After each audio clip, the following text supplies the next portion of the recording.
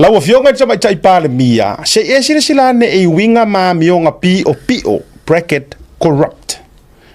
O lo o faya I tonu o lau fainga ma lo I tonu o le matanga ruenga o leo.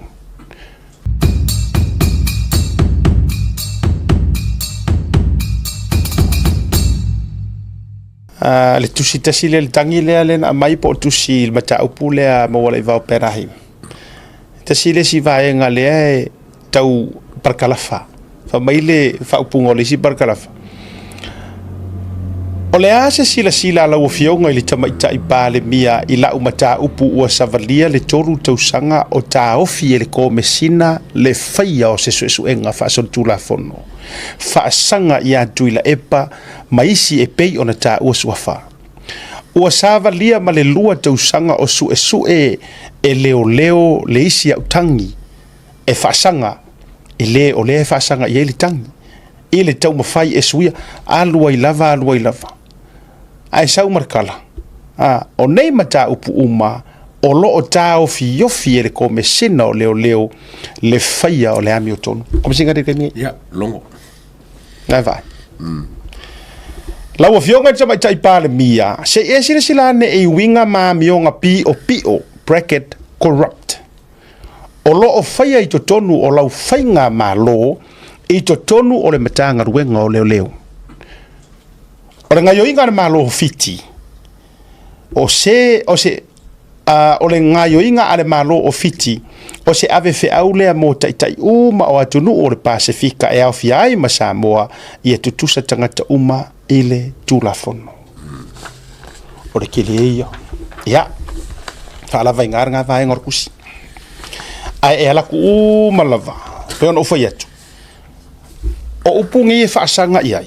O le fa sanga I kangaka lea e fai mailanga fa kauke e fo I tatou fa sala longa me fa pe mai ale fo e vi e isi kusikala o peise kupu a o lea e tala noa mai tanga ta fai pisinisi o lai tutongi le tax o lai kaukua ya Samoa maka upu lea ka ofiofi le ula lea ai se ale a taua o lai a fia I mangaia I le kangi lea nga vaku mua e fa fefeanga maua fa maongi o lai su e ia langa le kangi e fa sanga ia Ele vai. Oh my God boy. My Ai e mafu ko ngol ko singa o min scammer par mia. Mala ngale ko po meu. Ele foi ngai pa fa pe le foi loka kulunga le. Ala nga loka kulunga. La foi pui mai la no.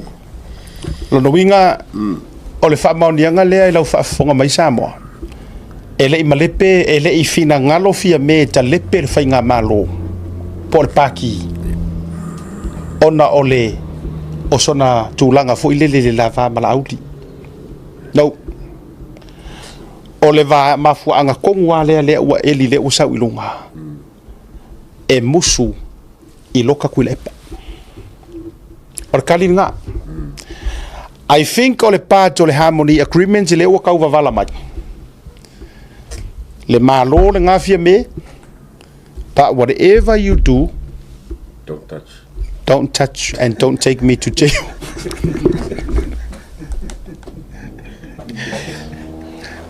Ya, manga yer sa ilinga tupte ya. Papa ka ufavala mai le harmony agreement. O le mafuanga lea. Le wakali eri fisiri le an ko fisiri eri kero kaimi. Ai sea ua faangalo ai e fia mele alofa. O la auringa fai. We just found the answer. The moment e nga ke uponga ai mo nga avea le mea sao e whaafekaia le alofa nga whai a ia ma moi o le kaimi fo ina ngā o le awhari pui ai kuila epa ai awhari pui kuila epa e koso aku ai mga ia sao le si ya ok lo inga e mo kaukia meio ka kukia we just got the answer. Yes. Ko ka umare skusi. Fa puku ikusi nga la ma kwa ka ko karongo inga kusi ngai se longa la bo fa ise me. Or kali nga. O to vai o to e o tangata fo ilele tau o loa I Samoa. In fact, o mawala I vau fo isa run tūlanga o le palota.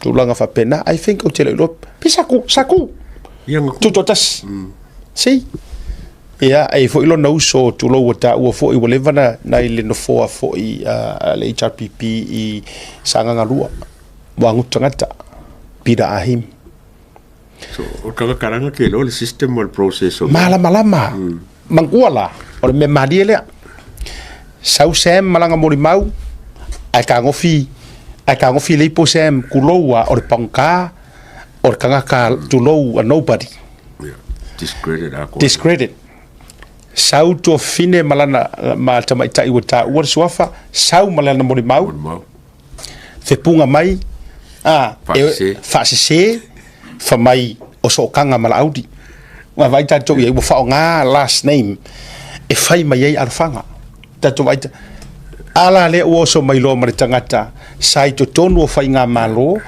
ke ler ka mau ainga pisingisi wa to esa sa mo ta mau ainga o Samoa o le ala ka dile la sa o le se ka fa popo mai ai mare tangi ale tua o le tama o Richard Strickland le case le o tangata tau o loa o le ale mere la ko o le ale isi excuse le o le asa umar komsinga o leo ni ki wa me se wo fo le le ke le yo me o fa so kanga ka ye ki le ai me se me o fa ye mai le ke ye pe fa ye me ka foi lana o tato va ai tato ia faftai ia te utou le tau loto te tele ia fai fo I cases nei it's about time now a fa pe o tau fa fo mai o tau ia tau o loa pe ka ko aru ia fa pe nga o le wa leipo o makanga ruanga o le tango fi leipo tatou tangata isa la ukala o le tau te pisa fo a o le makanga ruanga o le wa sa wai le pe yo le vaenga fo le I fai panka e tau no ulo ilalo receiving ona mai lo le file assessment ia mafai ia tulanga po fea ia le tulanga ia panka mai panka vai ko nga system adu mai tara no mai le o tara no mai malai po mai tangata a e sau ke le ka o le lawasa kulo a e sau e ka fe rolo fo mai o e ke vai a le so o ke pale vai